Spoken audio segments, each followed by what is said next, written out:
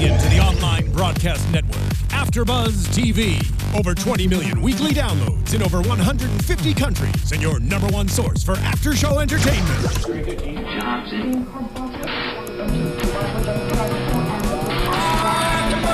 AfterBuzz TV, the destination for TV superfans. Producing aftershows for over 300 of your favorite TV shows. Interviewing celebrities and showrunners. And bringing you behind-the-scenes exclusives. All thanks to E! Entertainment's Maria Menounos, producer Kevin Undergaro, and internet leader Akamai. Now, let the buzz begin! Hey guys, welcome to another edition of Candidly Nicole's After Show here on AfterBuzz TV. I'm your host, Vivian Adobe. You can follow me on Instagram and Twitter at VivaciouslyViv. And I'm here with my Pop and Shot Colin co-host. Introduce yourselves. I am Brandon Marlowe. You can follow me on Twitter and Instagram at BAMARLO. And I'm Jordana Morphin, and you can follow me at Jordana_Morphin on Instagram and on Twitter. Okay, so this is 4 episodes in. We're halfway through the season, and it's kind of changing from the first couple episodes that we recapped for you guys. What do you guys think about the shift going on? I didn't enjoy it as much as last week's. I'll say that. It was funny, but it's just, I don't know. I think something was missing, or the way she turned it. I don't know. There's just something missing for me. I felt like it was because they weren't trying to accomplish a task. Mm-hmm. And even though they were trying to write the book, it wasn't something that they wanted to get done by the end of the episode, and everything else has been. Right. So it fell a little short for me this week. I thought it was funny, but I wasn't blown away. Mm-hmm. No, I definitely agree with both of you. And even the structure was different, because for the past, 3 or 4 episodes, they've been starting with her and doing her stand-up, white background, kind of introducing the episode. But this time it started right off with Lionel in the kitchen, which is a completely different scene than what we're used to seeing anyway. And I don't know, you're right. I feel like the episode kind of fell a little flat. I mean, it's still funny because it's Nicole and she's hilarious, but I don't know. It wasn't the same feeling as the previous episodes. Not even the cast was all there. Yeah, I miss her. Those are her friends, but her friends that she usually brings on, like Kelly and Jamie. Yeah, it was a little different for me, but it was fun still. I think it's one of those episodes where it started out as one thing, and mid-episode they were still trying to figure out where to take it, because they have to rely on the real people producing content that's funny, and because it's not scripted, they're kind of at the mercy of whoever's on screen. And so for me, it felt like there was never a start and finish to it. I felt like we were kind of waiting the entire episode, and actually we all watched this episode together. Yep. Sometimes we do, sometimes we don't, and I think we all said at the same time, is it over? Because it didn't seem like it was. The end was so abrupt. Yes. Yeah, it was interesting. Also, the topic, how far can you go with that? Because that, to write a book about yourself, right? It takes a long time, and I feel like the topics they were trying to talk, she didn't really have good topics, Yeah, not the best talking points. Yeah, to write her memoir. So if you guys missed the beginning part of the episode, the memoir is the whole point of the episode, Nicole Richie by Nicole Richie. She's decided, 34 years in life, she's going to write about her whole life. And Lionel Richie, her dad, so not down for the cause. He's trying to tell her not to do it. She's a wild child. It'll bring up, bad, horrible memories from her past. Really trying to kill this book deal. What did you guys think about that? Because I was dying. I mean, I would probably do the same, because knowing him, he's like, oh, she's going to write everything she's done. She's gone to jail. She's going to write bad stuff about me, because obviously, like in the episode, I ruined her life, So he was probably not stoked about that at all. Yeah, because she's so overdramatic. Yeah, she is. Oh, my goodness. But, I mean, I just love how she brings her dad into it all the time, Oh, yeah. It's funny. He wasn't having it, but I was. I'm waiting for the day that she writes one, because I think it's a really good insight, especially now with how accessible fame is for young people, because social media allows you to be out to everyone all the time. and she didn't have that, and she still succeeded in captivating us and is doing it now a decade later after The Simple Life. Yeah. And I think she'd have some really good Yeah. stories about how it affected her.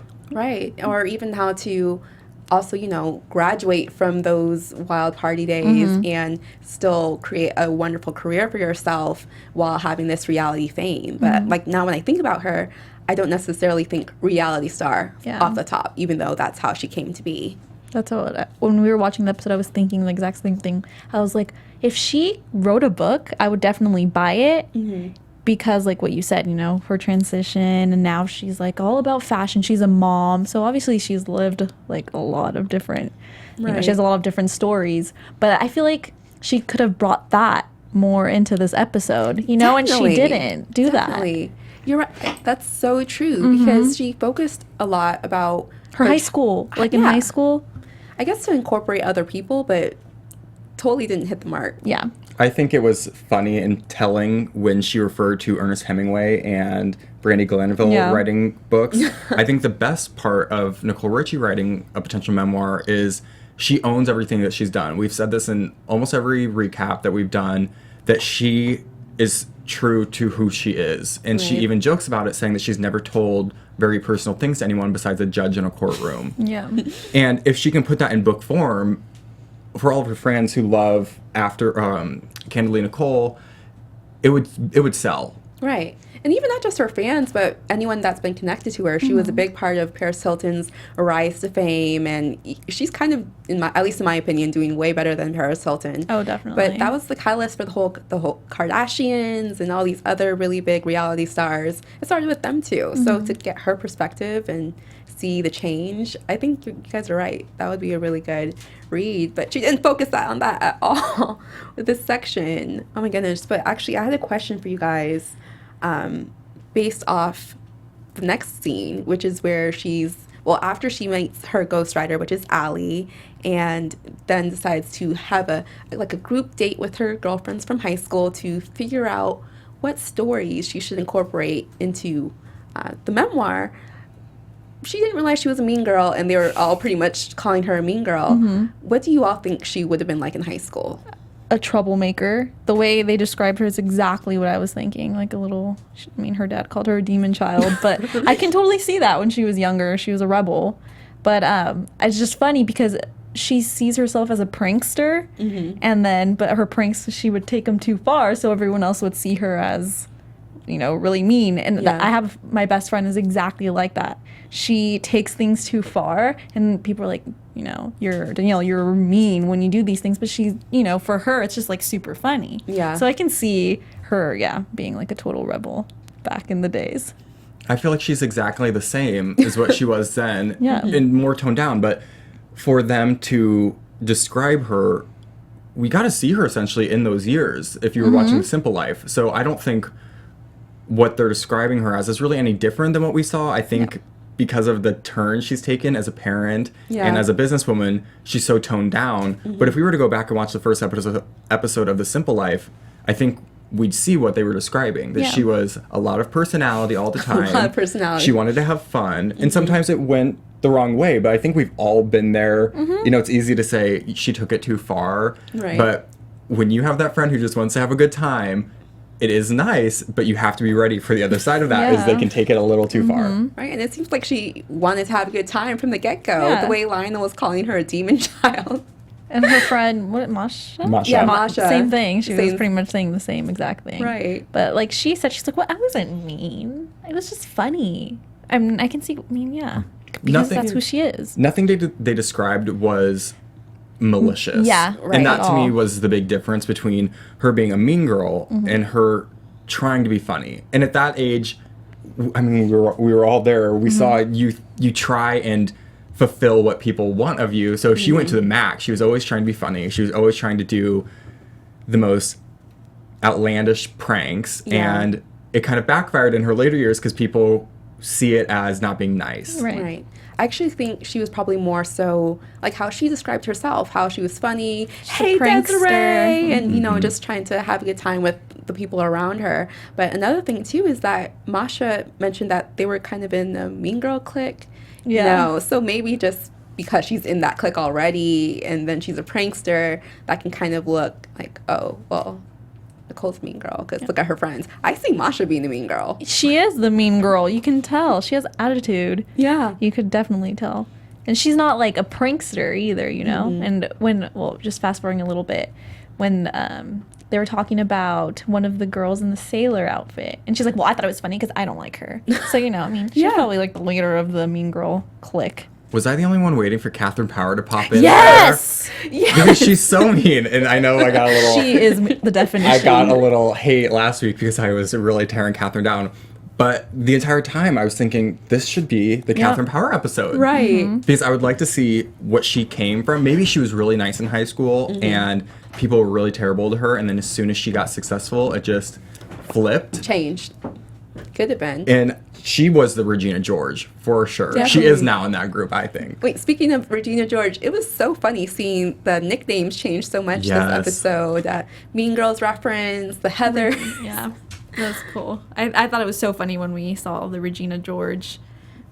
I died. Glenn Coco. Yeah, Glenn Coco and, oh my God, who was the other one? Gretchen Wieners. Gretchen Wieners. Yeah. I even thought it was funny when Lionel was called Heather. Yeah. Heather number 3. Yeah. It's so funny to include. Because I could kind of see Lionel being a little bit of a, not a mean girl, obviously, but having that little bit of a snarky side every once in a while, at least with Nicole. I feel like he's in that group with her. I feel like they're so close that they probably play off of each other more than we would think with how they act. Because I assume she's very close to him, so their personalities are probably pretty similar. He's just older, and so he's learned how to tone it down, where she's still molding herself into a little bit more reserved, polite, and he's harnessed that ability. Yeah, and definitely the way that both Masha and Nicole called him L Train. Yeah, I was like, oh, he hangs out with them. Right, like, they're cool. He's been the cool dad. Yeah.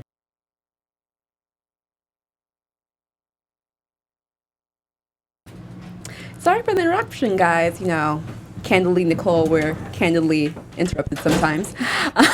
But going back to Lionel, totally L Train. I wish I was that cool with my dad. Like, I don't have any cool nicknames like that. Yeah, I don't either. Are you close with do you guys banter like that? Because I know when I watch that, I think it's exactly like my family. Oh, really? That's cool. We need to come hang out with you guys. Well, it's like an Italian family, so everyone's very loud and outspoken, and that's how my family is too. I'm like that with my mom a lot more than my dad, but I am like more with my mom than my dad. But yes, I'm like, I come from a Mexican family, so very It's like, very family oriented. yeah, very outspoken cool. and loud. Everyone knows your business. Yep. Oh yeah. Oh, yeah. Everybody. Same here.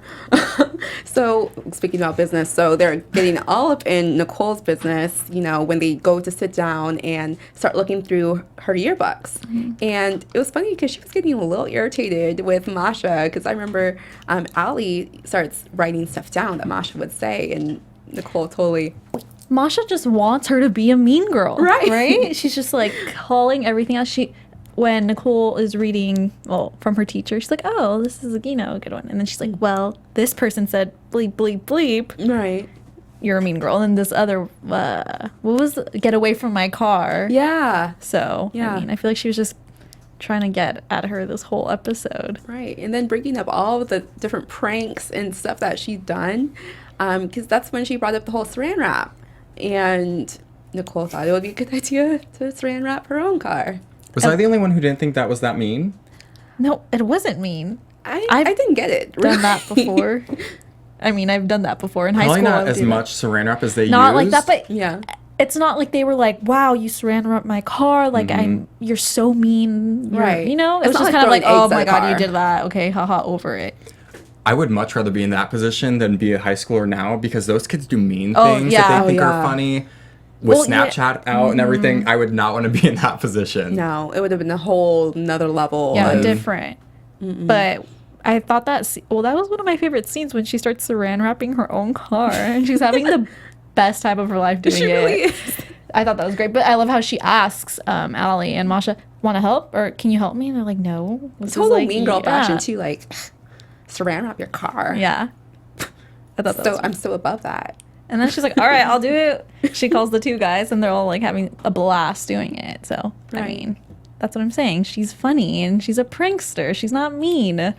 This reminded me of what I do. I love to scare people. It is one of my main joys in life is to scare someone. And I will do it behind a door in a car. It does not matter. I just get such a thrill about it. I think it's because it's a controlled thing, kind of like a prank. She's not doing anything where someone could really get hurt. Right. And the whole time they're talking about this, that's what I was kind of thinking. It's really the perception that you put, because she thinks it's fun. I think it's funny. But to other people, maybe that girl who had to unsaran wrap her own car, she thought it was a really horrible thing. Maybe she had somewhere she had to go. Right. So I think it's really just the person who's doing it and then the person who it's being done to. So you kind of have to evaluate what sort of response they'll have. Because I have a great time when I'm scaring people, but I'm sure other people on the other side of that have had less fun than I have. Like, this is just a warning now. Don't you dare, Brandon Morrow, try to scare me. See, now I'm going to have to do it. Next time we come in here, I'll be hiding under the table. So, to our lovely audience, viewers, if he ever scares me, you guys will be the first ones to know. I'll have a black eye, so you will definitely know. But you know what? I don't think she actually learned her lesson or got any sort of lessons on saran wrapping her car for real. That was the best. When she tries unwrapping it, and then she just opens the window part and dives right in. Yeah. And drives away with the car like that. She's like, oh, well, whatever. I think people just hate saran wrap so much. That's really the issue. Not that you did it to my car, but that it's impossible to get off. It doesn't stick to anything when you're trying to actually use it for its purpose, but then it will stick to a car like super glue. So it was hard. When she was trying to pull it apart, I was thinking she needs muscles for that. Yeah, and she layered that and layered that. It wasn't just like a couple. The whole car was a complete disaster. So I don't even know how she made that opening for her to dive in. I don't know. Like, she was just like trying to rip at it and it happened. Clawed through it. Yeah. And also the magic of having a production team.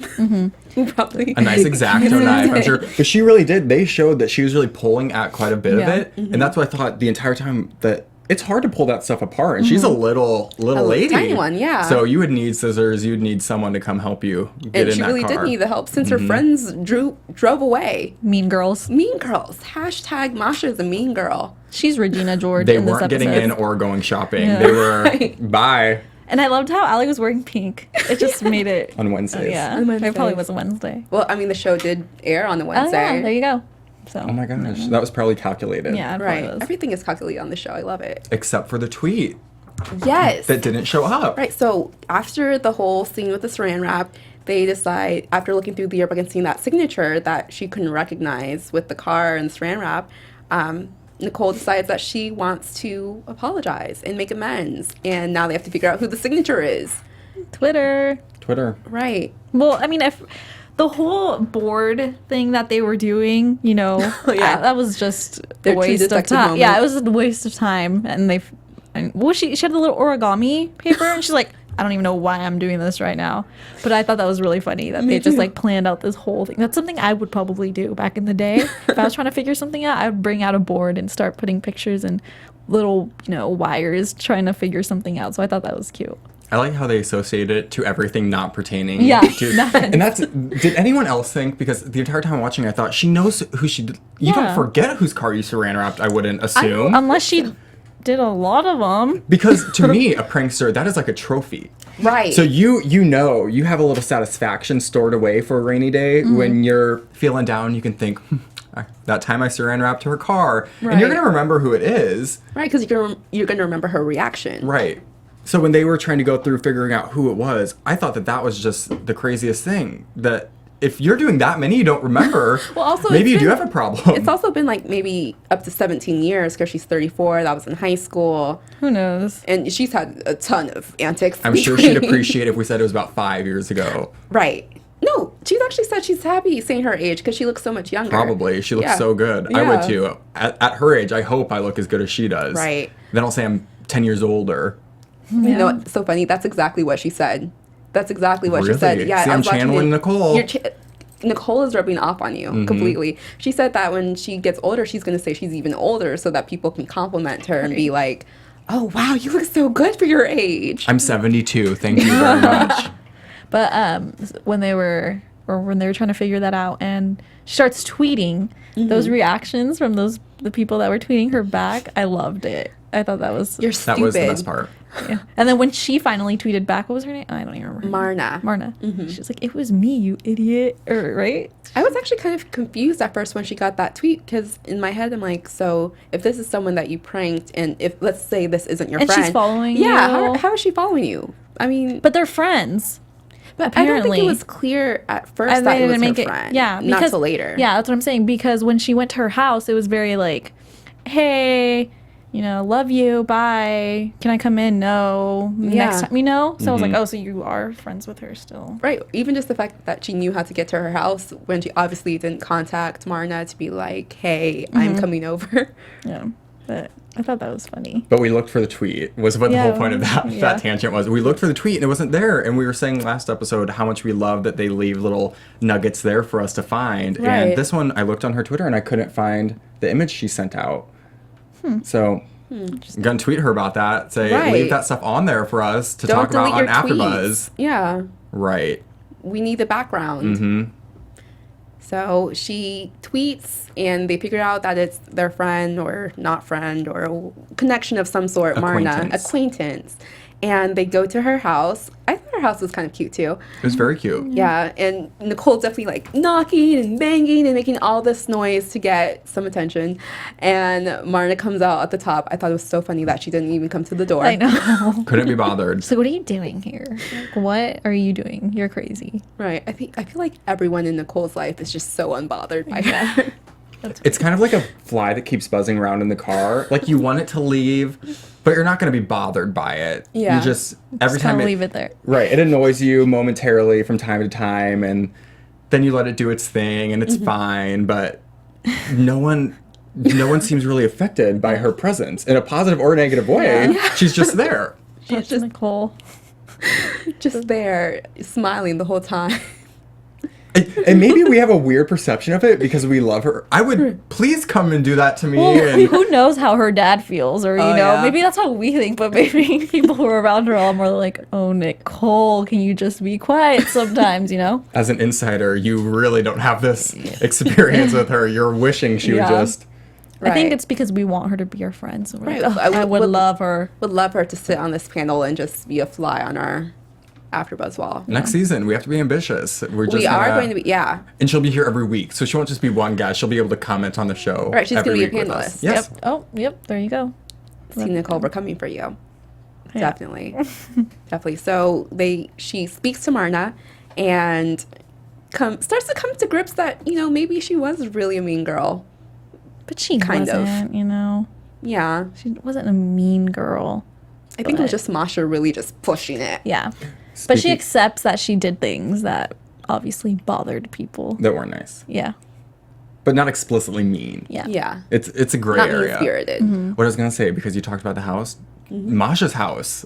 Oh, This is totally yeah. off subject, but Masha's house was really beautiful. Right, It showed yeah. that exterior shot and then inside. And so now pretty. I'm always curious what they all do for work. That's what I need to find out so we can gossip about that. Because I'd like to know what Kelly does, what Masha does. Right. So we kind of get context for how they interact with Nicole. Because Catherine Power must be a CEO of something. Yeah, or she's- owns something. 'Cause she's very, And she has a lot of events that she does. right, authoritarian. Where the other girls seem to just be wanting to have a good time more. Yeah. Well, So- I know that Catherine is the CEO of Who What Wear. Okay. And then Jamie, remember Jamie? Yeah, Yeah. her I think friend she's a that's 26. stylist. She Okay. styles like the girls on Pretty Little Liars and things like that. Because Oh. I went on her Instagram not that long ago, and she said she styled like all these people. Great. See, this So. is why people come to watch our after show. We're just giving you guys so much outside information because we're real deal fans here. I'm sure some of the fans that listen know a lot. Yeah, It'd be they kind of probably do. interesting. So they should tweet us and Yeah, make message sure us guys and give us. tweet us, leave comments, and so we know what you guys think. Right. I respond to the YouTube, so Yeah. comment on YouTube and we'll respond and like when we can,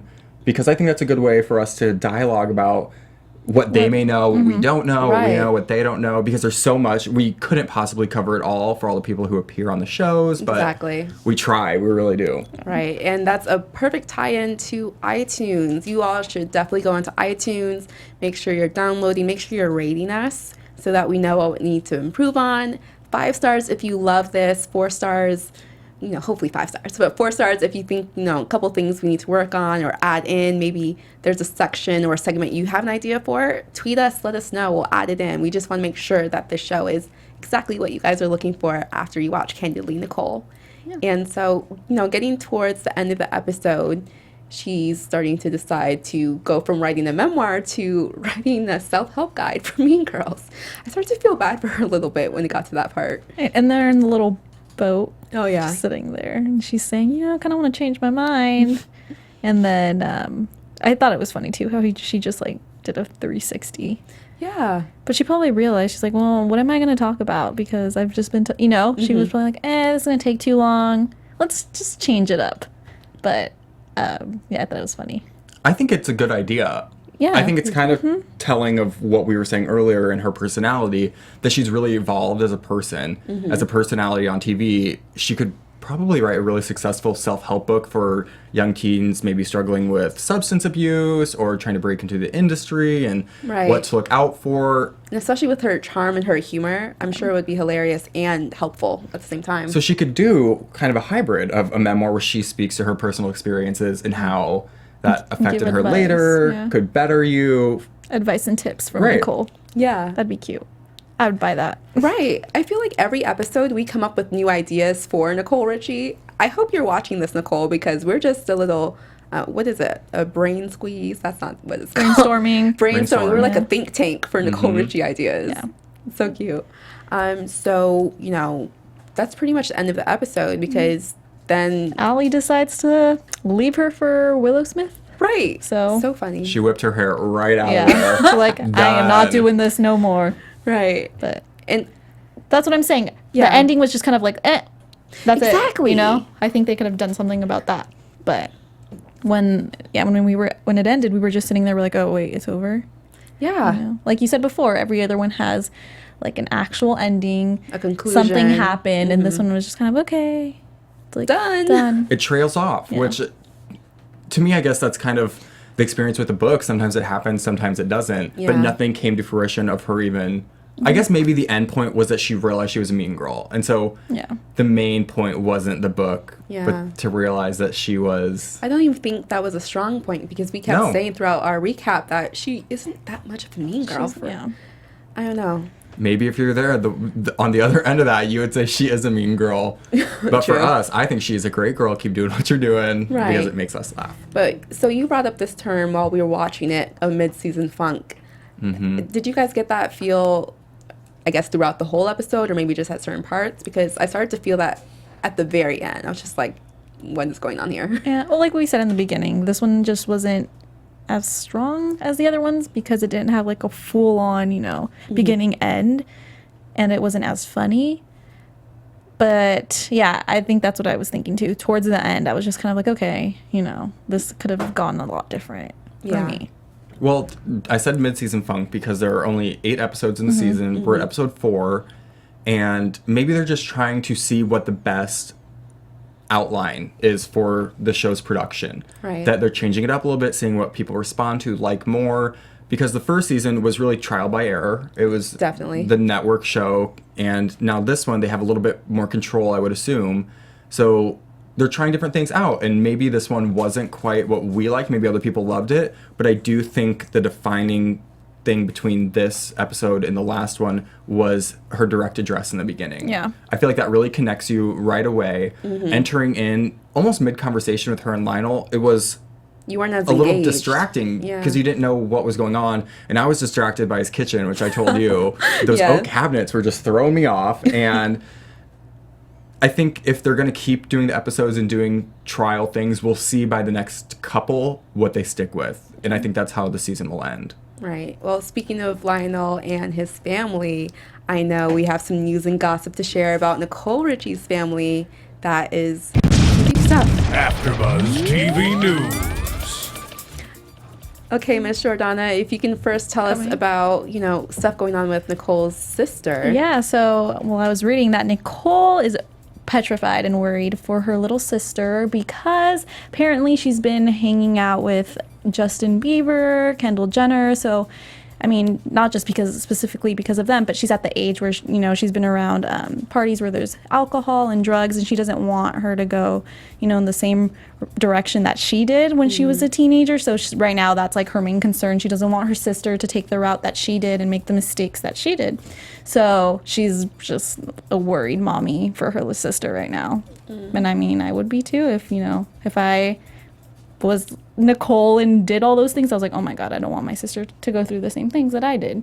So, you know. Well, I also saw that she was, and this is all speculation, but that she was going through Sophia's phone. Yeah, that's to true. get a little insight as to what's going on. She got mad. She got real mad at her sister. Well, Sophia got mad at Nicole. I know 2 younger sisters, and we're only a year apart, so they're not much younger. But I think we all fear for that. As soon as you go through something or are exposed to it, you just project your experience onto that person. Right. So I don't think it's unfair for her to be like that, but I do think Sophia has to make some of those choices for herself, and you can only do so much protection. Sophia's only 15 15 or 16, and a lot of Nicole's, you know, big antics happened when she was a little older, and she was in the spotlight, but Sophia's getting in the spotlight really early in comparison, so I can understand Nicole's freak out about it. Yeah. Well, it's a little bit more exaggerated now because, like we were talking about earlier, it's more accessible. So she's getting the limelight because of her father, because of her sister, and now her celebrity friends. And so you go to a lot of these industry things that are for older people. And so you're exposed to the way older people behave and what they do recreationally, which is drink or do drugs. And not saying that's right or wrong, but at a young age when you're going through those things, I can understand why Nicole is a little apprehensive for her to go and be free, and you can't not worry. Yeah, definitely. But I know you have another piece of gossip also. Yes, well, we spoke last week about the impending divorce, possibly, between Joel and Nicole. And I don't normally like to comment on these things because I feel like it's so personal, but it's part of the show. And you hear her talk about him a lot, and I hope it's going to be a positive outcome. I think it will be, just based on the way she speaks of him. But there were recent reports that he's doing The Voice Australia, I believe, as a coach, and Jessie J's also a coach on the show. And there are reports saying that they're getting very comfortable with each other, very cozy, and that Nicole doesn't love the way they're interacting. And true or false, it's out there. So I think it's one of those things that we can perceive whatever we want to perceive. And I choose to believe that they're going to be okay, just based on the show and what she gives us. It's kind of hard to tell just based on some tabloid. Yeah, that's what I'm saying. There could have been pictures of them, like, you know, who knows, a little bit, you know, that it looked like they were kind of getting warm, but it's all speculation. You know, you never know. Wrong picture can totally change something. You could say that about every judge on The Voice here. Yeah, because exactly. Christina and Blake and Adam, they're all very chummy, almost like they're in a relationship. So I think when you're doing a show for a long time and you're with someone who you're comfortable around, it can look like something that it's not. And even if it's one of those things where the person in the relationship has to say, hey, like, rein it in a little bit, or it could be absolutely nothing. So I think time will tell. Hopefully we'll get to see a little bit of him this season. Hopefully. And they'll be happy and on the up and up. Well, I saw a little bit of him in an article that E! News put out just a couple days ago, where it showed that Benji and Cameron went on a double date with Joel and Nicole, and she was looking super cute. She had on a little jacket and her little shoes, and they looked happy. Everyone looked happy. They were talking. They looked like they were laughing. So hopefully that's a sign that the divorce rumors aren't true. Hopefully, fingers crossed. But you never know. This has been a total summer of separation. So many huge celebrity couples breaking up.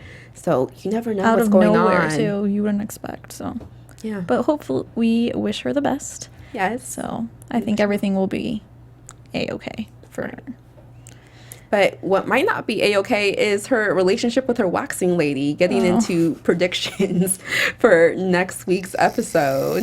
See, this is another episode that I'm a little nervous TV about. Predictions. Because it's like, well, you know, we see that I think she wants a new waxing lady. But what kind of story can you really come up? We'll see, I guess, next week. But what can you really the whole episode about leaving your waxing lady, I'm a little nervous to see. I kind of checked out of it. I feel like we all kind of checked out of this episode a little bit. Yeah. Because there was nothing moving us on to the next storyline or kind of keeping us involved in this storyline.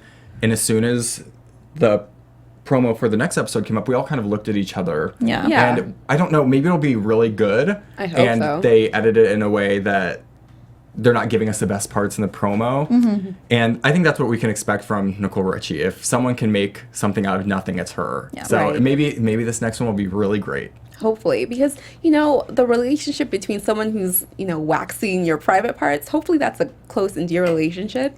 And it looks from the clip that they might have a very saucy banter, you know, back and forth going on. So hopefully that makes for a good episode. But I'm kind of with you guys. I have no idea. But hopefully the spunk that we think might be going on will be done after this episode. And we don't even have to worry about it for next episode. But that's pretty much all we have for you guys. Thank you so much for tuning in, joining us as we recap Candidly Nicole. You can always engage with us on social media. Me, Vivian Adobe at VivaciouslyViv on Instagram and Twitter. Also at vivaciouslyvivian.com. And Brandon Marlowe on Instagram and Twitter at BAMARLO. Jordana Morphin at Jordana_Morphin on Twitter and on Instagram. Thanks, guys. We'll see you guys next week. From executive producers Maria Menounos, Kevin Undergaro, Phil Svitek, and the entire AfterBuzz TV staff, we would like to thank you for listening to the AfterBuzz TV network. To watch or listen to other after shows and post comments or questions, be sure to visit AfterBuzzTV.com. I'm Sir Richard Wentworth, and this has been a presentation of AfterBuzz TV. Buzz See you later. The views expressed herein are those of the hosts only and do not necessarily reflect the views of AfterBuzz TV or its owners or principals.